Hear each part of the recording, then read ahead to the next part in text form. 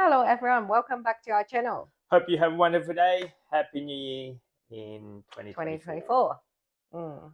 This is our journey in order for us to achieve fire. Yep. In today's video, we're going to go through our, balance sheet based on our investment.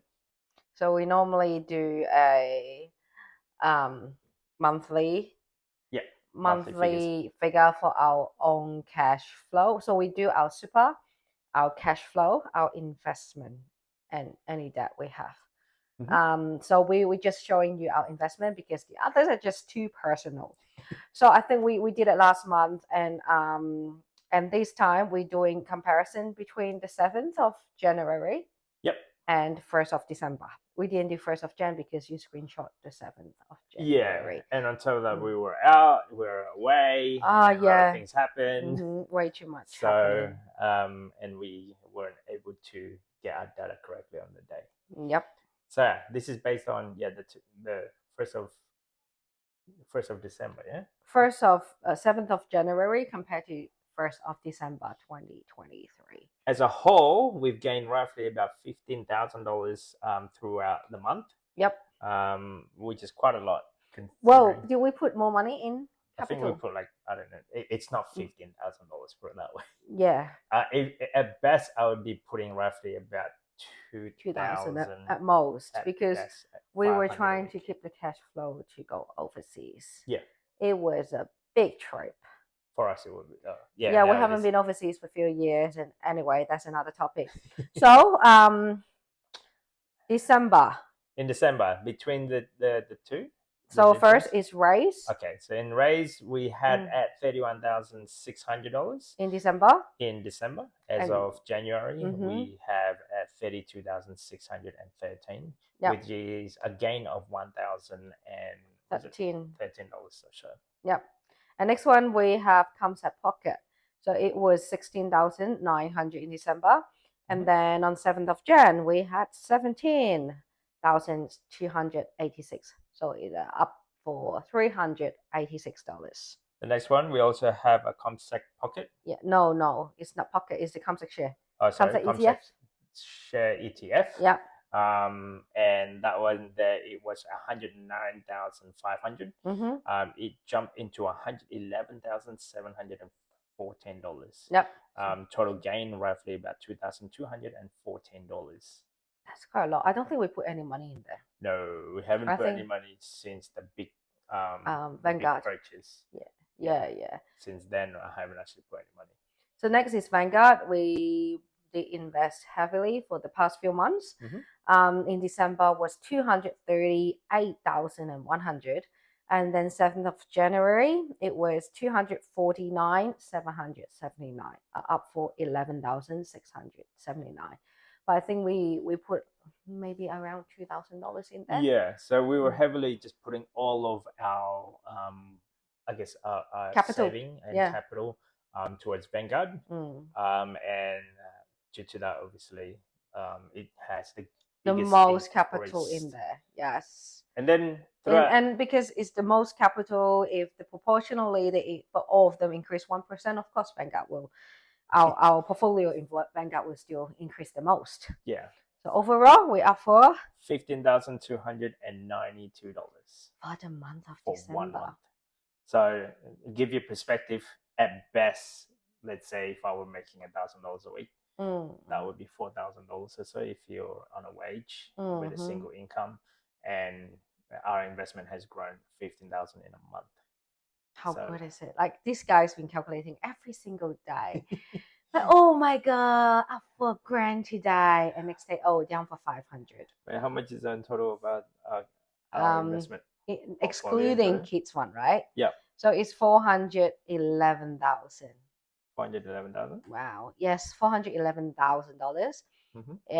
In December, it was $396,000. So, and we're trying to grow this as fast as we can, I guess, in a sense. So the compound effect of it is massive. Yes. It was an eye-opening. Now I feel like the total amount of capital that we have, it's actually smaller, smaller a small compared to dent compared to the interest or the growth of the ETFs. Yeah, and we're just gonna keep on putting more spare money, money. putting whatever spare money that we have, and on top of that, after big expenses like going overseas, it's now going back to, I guess, rice and bean type of lifestyle. Yes, back to budgeting, no more. Like for the past 3 weeks, I did not cook a single meal. Yeah, such a good holiday. And throughout our journey, this is sort of now becoming an eye opener. And this has only been, I guess, how long has it been? 3 years, isn't it? More than that. I think 4 years. 4 years. So, 4 years. So since we went overseas travel. That's it. Since the start of from the very beginning of just $5 a day to now accumulating roughly $400,000. Yeah, and a lot more. I guess our interest a lot more than our capital. Yeah, that's just mind blowing. Yeah, goal for the year. Goal for the year. So being January, goal setting, maybe additional roughly about, I don't know, 20,000, 30,000. What, for the year? For the capital? Put it in? Yeah. I don't think we can put a lot in this year. This year we have a massive expenses. Number one, we're required to have a solar panel on this property. Well, it's not a must, but I figured, you know what, we are going to stay here for 10 years plus. It would be a lot cheaper to install solar plus battery. It's more cost efficient. Yeah. So this is not recommended. This is just based on our personal, I guess, our take anyway. But then not really us, it's the supplier. They did a calculation. We got few quotes. Yep. And then all of them saying 3 to 4 years, you will get your money back. Anything after that is a bonus. So we're looking at even 5 years. We're going to stay here more than 5 years. So it is worth for us as a cost to install extra solar on top. So the solar, it will be installed sometime, or is it this month in January, and then after that possibly be next year, or if not mid of this year, we're installing a battery on top of the solar, because now we have a rebate in Queensland. Possibly don't know yet. So that take a big lump sum that required for our capital, and then after that, we just got back from a holiday. We're looking at our backyard, and I'm like, it's not a backyard, it's a forest. Just 3 weeks. Within don't 3 know weeks, what happened. Oh my God, the amount of work in there that needs to be done. So we probably require landscaping that needs to be fixing. And fixing up around the house, that would be a big lump sum. And because of that, I guess our sinking fund, our emergency fund, will go a little bit lower. So we need to top that up before we even consider investing. But instead of cutting it straight off, we're just actually doing both, topping up the investment as well, maintenance on the property. So let's assume we used to, let's say, invest $100 per week for the ETF, but then we split it in half, 50 and 50. We don't want to stop in investment, because we feel like once you stop the habit, you will forget about that. That's what happened when we sold, in the process of selling our apartment in Sydney. So we stopped everything. Yeah, I feel like the momentum and dollar cost average, and who knows, you might be missing out on a lot of things. The snowball, because it's not when buying the share is actually like how long you hold it for. Like the earlier you enter, the better it is. Like your super fund is not going to stop, so why do we have to stop our investment?